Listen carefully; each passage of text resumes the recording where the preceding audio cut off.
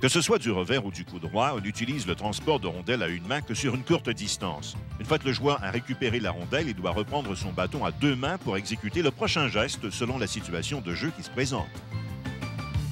Au revers, le bâton et la lame sont à l'extérieur du corps. La joueuse contrôle la rondelle avec son bras qui alterne entre flexion et extension. Elle tient le bâton avec sa main supérieure. Voici la liste complète des points clés au revers. Patinage avant. Main supérieure tenant le bâton. Bâton et lame à l'extérieur du corps du porteur.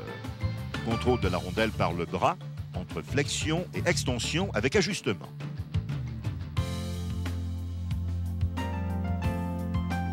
Pour le coup droit, le bâton et la lame sont tournés vers l'intérieur du corps. Les points clés sont les suivants. Patinage avant, main supérieure sur le bâton, bâton et lame tournés vers l'intérieur du corps, contact constant de la rondelle au centre de la lame, contrôle de la rondelle par extension du bras.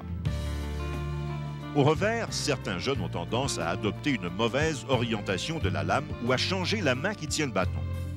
Ce sont les deux erreurs les plus courantes de ce geste technique. Puisque ce geste au coup droit n'est presque pas utilisé, passons tout de suite au geste complet du transport de la rondelle à une main.